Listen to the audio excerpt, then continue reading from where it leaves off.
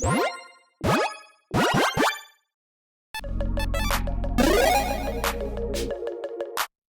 everyone, Mitch coming in from the Commander Score Studio. Welcome to the show.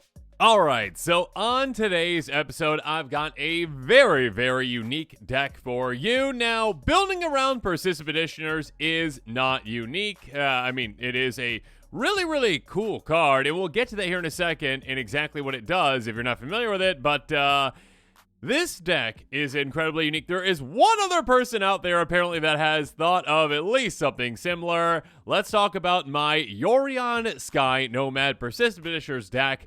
That's right, on EDH Rec, there is only one, count it, one deck out there built around this combination. Yorion Sky Nomad is a very interesting, well, companion that can't be a companion because the rules committee, well, is no fun sometimes-ish when it comes to these kinds of rules. That being said, it is a really cool commander itself. A 4/5 Bird Serpent for 5 mana Azorius. Yeah, ignore that companion part. Flying, when it enters the battlefield, exile any number of other non-land permanents you own and control. Return those cards to the battlefield at the beginning of the next end step.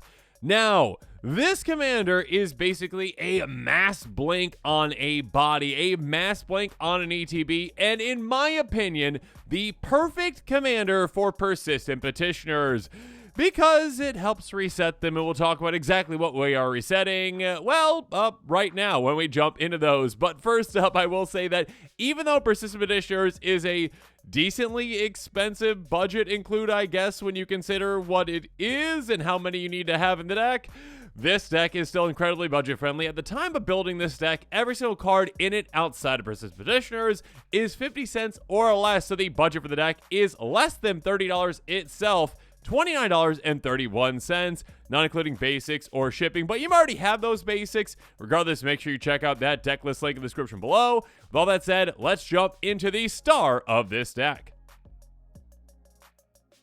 And that, of course, is the golden pig of this deck, or should I say golden pigs with Persistent Petitioners. Yeah, we're running 30 of these because it says, well, a deck can have any number of them, which is always a fun build around. Again, a great theme to have is when you have one of these cards, figure out a way to really make the most of it.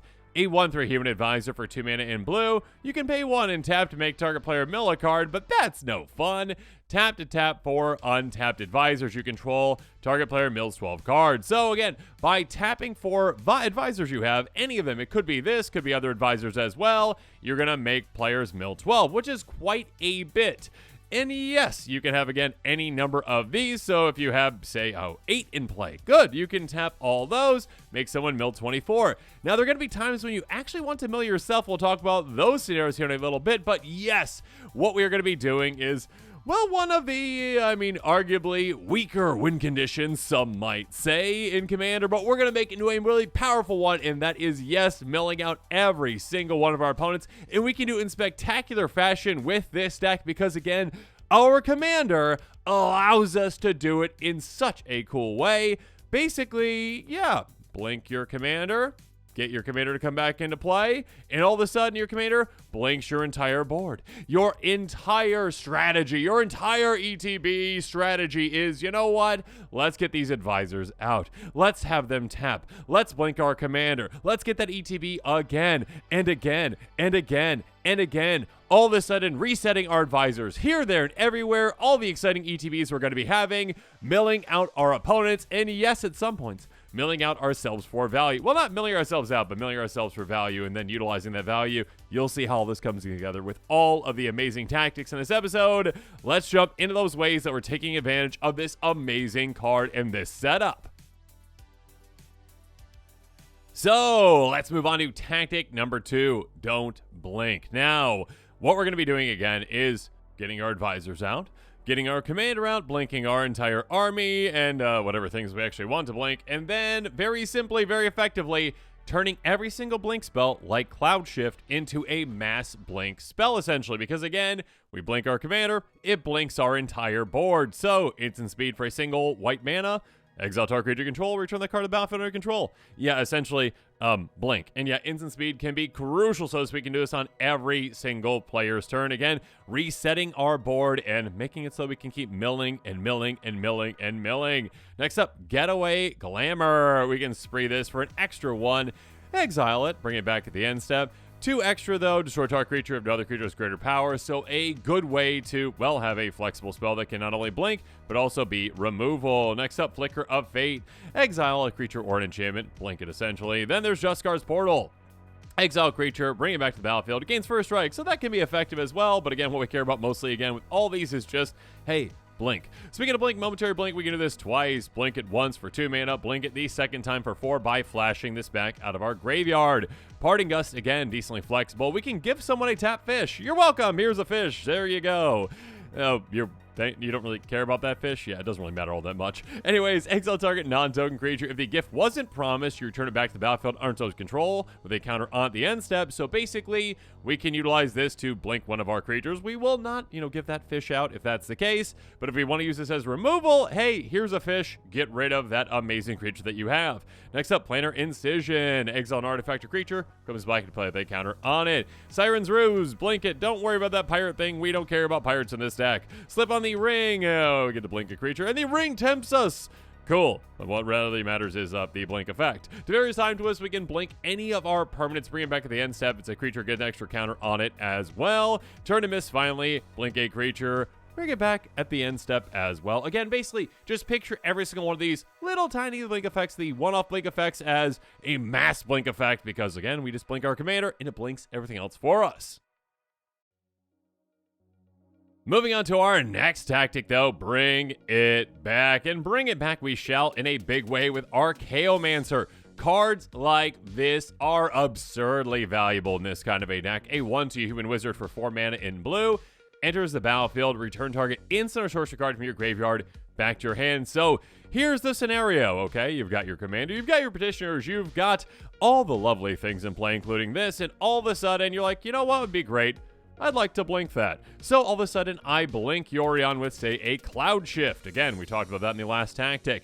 Yorion is blinked, comes back, all of a sudden blinks. Everything else are going to come back at the end step. When those things come back, they're coming back on tap, which is great, but Archaeomancer also comes back and gives us that ETB.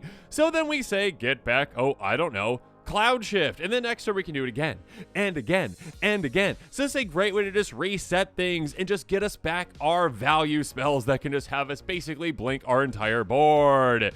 Next up, Mnemonic Wall. Does the exact same thing, a 0/4 defender again. ETB does that same thing. Salvador Secret's the exact same thing as well, but on a 2/2 Merfolk Wizard. Speaking of which, we've got a 3/3 Merfolk Wizard with prowess. All that really doesn't matter all that much. What does matter again is that ETB, bring back that blink spell. Or, I mean, other spells if we get other things going as well. But yeah, a lot of value to be had with these.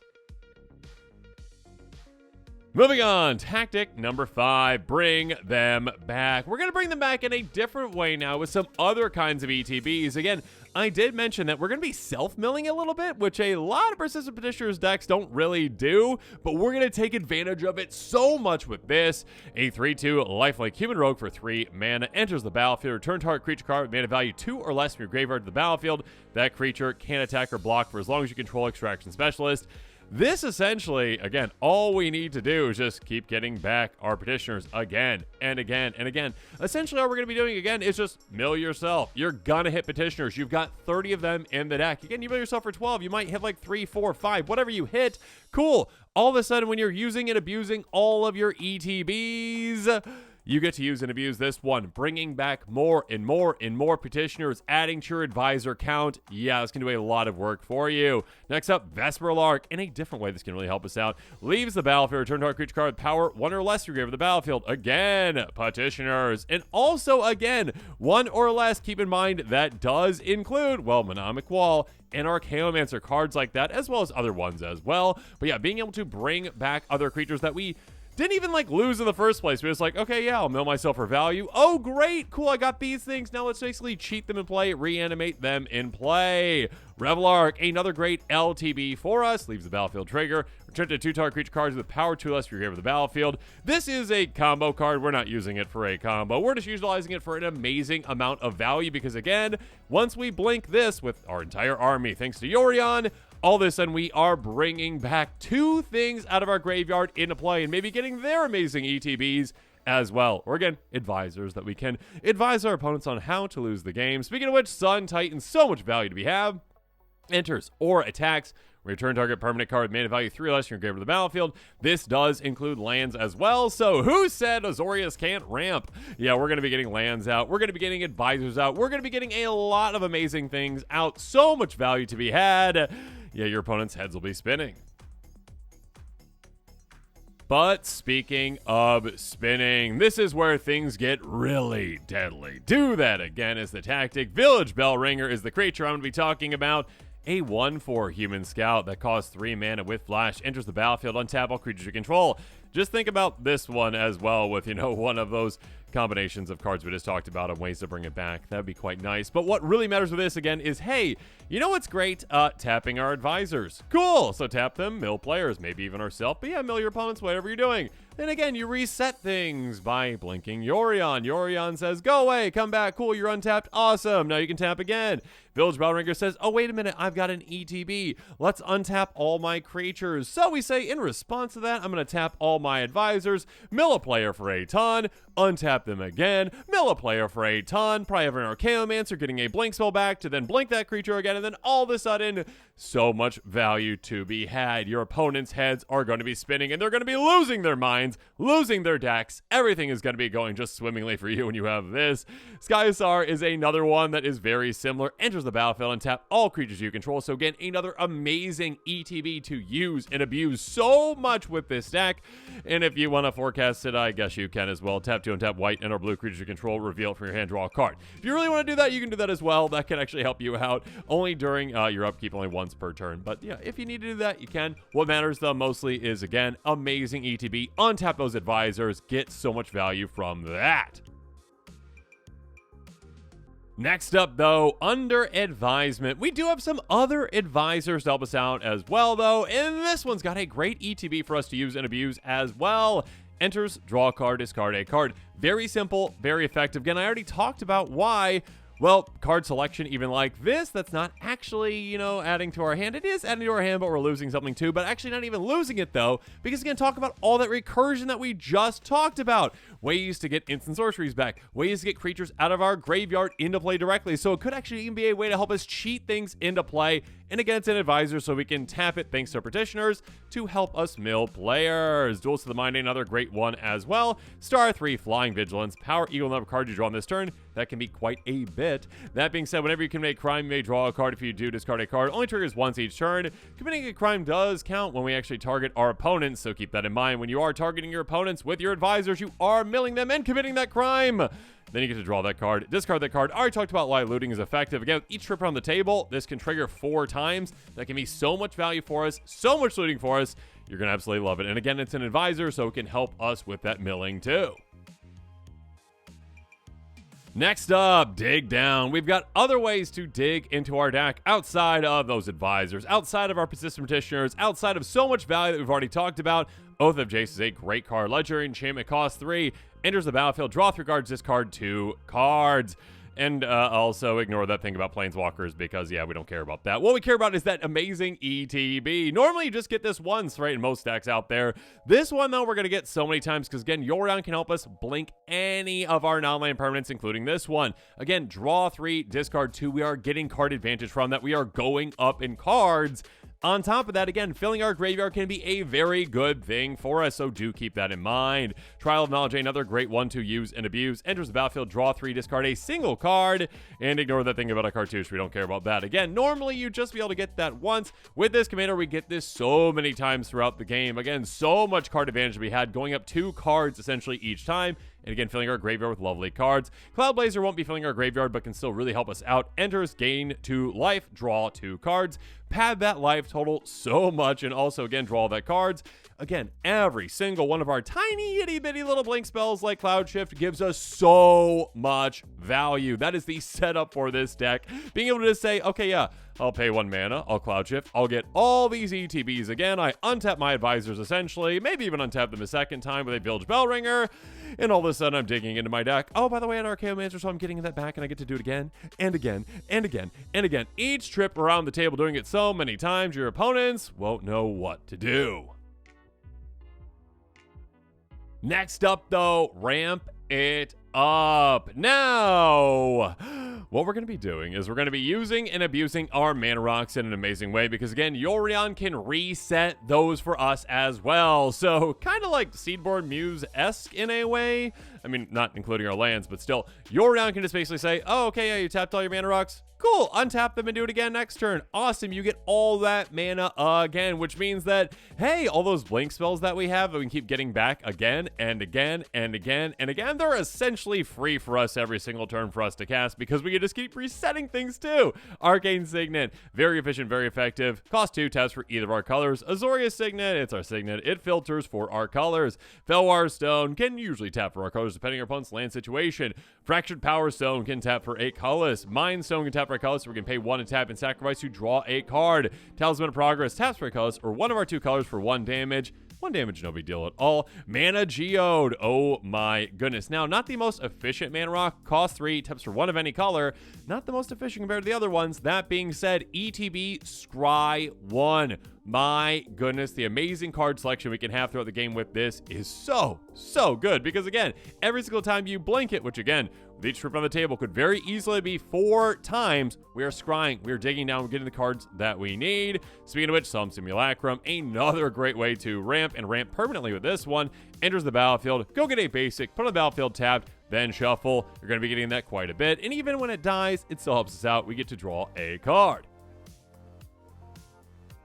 Next up, though, we've got a great land with Cephalid Coliseum. Tap for a blue, deals 1 damage to you. Ow, that's okay, though, because we got Threshold. Pay a blue, tap, sacrifice it. Target player draws 3 cards, and this card 3 cards. Active only 7 more cards in your graveyard.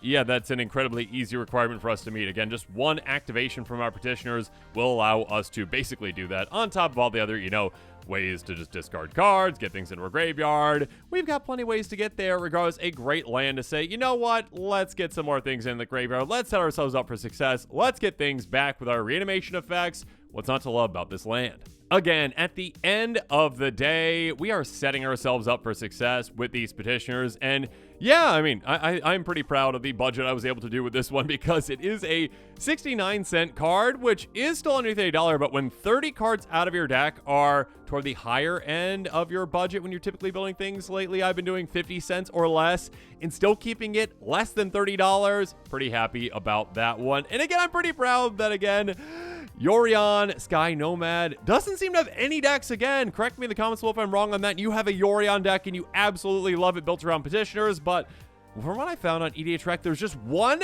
out there. There's just one out there, and I think it's an amazing combination. Out there, you are a genius out there. Whoever built that out there. Anyways, being able to just blink this again and again and again and again, getting value from the petitioners, getting value from either ETBs, getting so much repeatable value, things like Archaeomancer and those reanimation effects, gonna be a lot of fun and do a lot of crazy things with this one.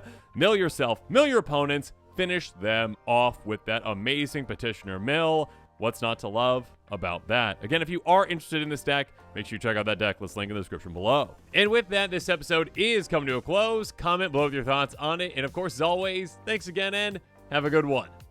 This show and episodes like this one are possible thanks to viewers like you. If you're looking for an easy way to help support this show, make sure that you like, share, and subscribe. Also, hit that bell notification icon so you don't miss any new episodes. You can also go check out our playmats and other merchandise at thecommandersquarters.com. We also have a ton of brand new t-shirt designs in stock, so make sure you check out those as well. Another easy way to support this show is with our TCG Player affiliate links. So whether you're buying a deck or individual cards, you can use this general link right here or one in the description. And the final way that you can support this show is by supporting us directly by becoming a patron. There are many benefits to being a patron, and I truly couldn't do this without all of their support.